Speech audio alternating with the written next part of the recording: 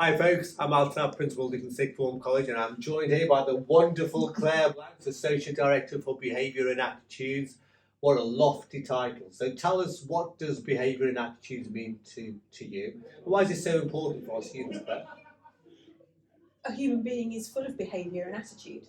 And I think in order to get the best out of how we learn, how we relate to other people, then we've got to think about how we can behave appropriately, have help to remove barriers that might get in the way of our mindset, Yeah. of our abilities. And a big part of what I have to do is pave that way to make sure students can get the best experience and the best out of themselves. You talked about mindset, that's a big one.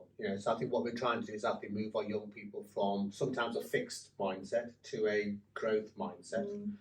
Understand that life is a squiggly line, isn't it, really? And not everything's going to go to plan. Yeah. So what are some of the things that could get in the way of our young people being happy and optimistic? Because I believe if they're happy and optimistic, performance improves, behaviour improves, Sure. attitude improves. Would you agree? Absolutely. There are kind of 5 or 6 principles that I like Go for it. to kind of consider that I think cover all bases and for which we can actually support as well. Yeah. I'm sure we'll get to that Yeah. sooner or later. But the biggest thing is about taking action. It's actually about doing something about what you might be stuck on, or whether that's an attitude or whether that is a behaviour or an approach. But and recognise it. Absolutely. Yeah. Okay.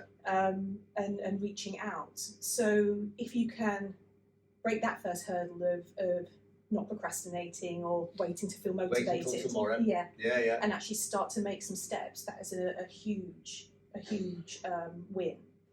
So then you can get down to the nitty gritty of, well, what action could I actually take? Yeah. So goal setting is a huge part of to have that clear vision. And absolutely. And breaking that down into the steps and knowing what you want. Bite-sized chunks. Yeah, absolutely. Okay. But then we can also think about the other side of things we can think about work, but what about the human being behind doing that work? How do we make sure that they are nurtured or looking after themselves, or they're working exercising, eating, sleeping, all that kind of stuff. And enrichment stuff as well. Yeah. So taking care of the whole person, not just the student. Yeah.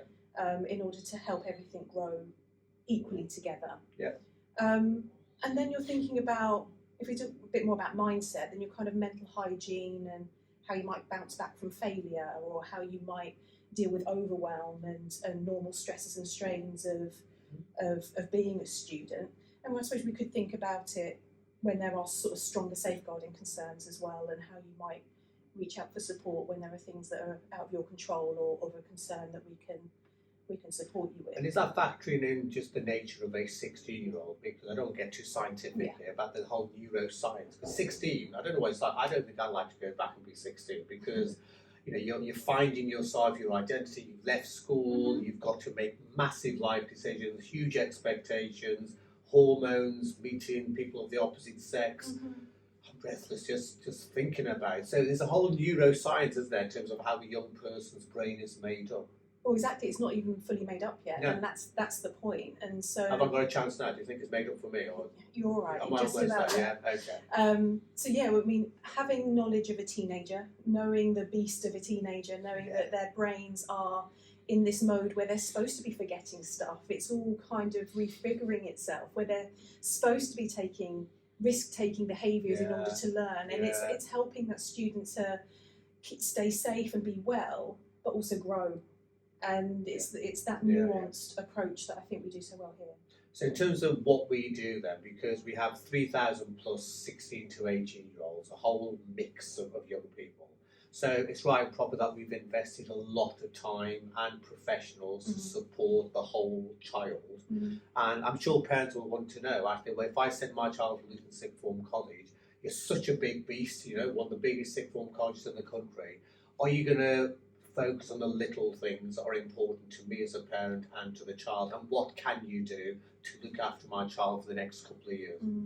I'm really proud in the way in which we take a personalised approach. There's no one size fits all. Because everyone's different. Everyone's different, and we've got a number of staff and systems and opportunities here that that can suit a variety of different scenarios and situations. So whether you need academic help, when you have aims and so the aims of the academic improvement, the mentors, exactly. Yes, so again, that personalised approach, or you have progress coaches that can help you kind of take a step back and have oversight and think about your goal setting, think about the systems that you have in So just place. for the parents, so every student will have a progress coach. They will meet that progress coach every week, and that person, we've been progress coaches. Mm-hmm. Our job is to just look after a whole young person in terms of academic support, financial support, applications to university, etc., etc. So I interrupted. Carry on. Yeah, well, they're your kind of sort of academic go-tos. Yeah.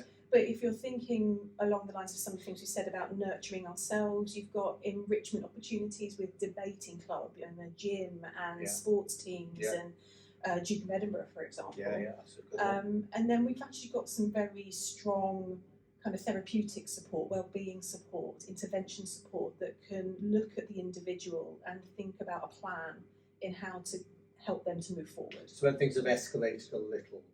Yes, or becoming becoming a little, the problem's becoming a little bit too big and overshadowing the work of a student. Because I'm assuming, because I think one thing we say is we don't apologise for putting a bit of pressure on our young people. I think pressure, we believe, is a motivator. Yeah. I think when that pressure moves into something which is more stressful, then we try to pick that up very, very quickly. And that's where you have your specialist people. So we've got, is it 2 in-house counsellors? We have a team of 3. A team of 3. So we work closely with the University of Bedfordshire, who can get to see a student very quickly and do some low-level work in a mentoring style relationship. But they have a psychology background, so it is about mindset, and it might be sort of you kind of life coaching almost approach to a situation. And sort of taking charge of that. But then we do have therapeutic support as well. So we do have an in-house counsellor. We also have strong links with the local external agencies, CABs and external agencies who come in as well as our ability to refer out. And you work closely with schools, because that transition between schools and college, you try to work closely with them to make sure there's a seamless link between schools and colleges as well. Absolutely, to share information and try and help that transition sooner rather than later. Okay, so I'm conscious of the time, so we're almost out of time. Any last little bits that you want to throw into the matrix of the people that were watching us, Claire? Well, just as someone who was a student here 20 odd years ago. I was going to say a couple of years ago. Thank you very much. There you go, and who's been working here for 20 odd years. This place has a strong hold on my heart, and I think once you walk through our doors, you'll feel the same.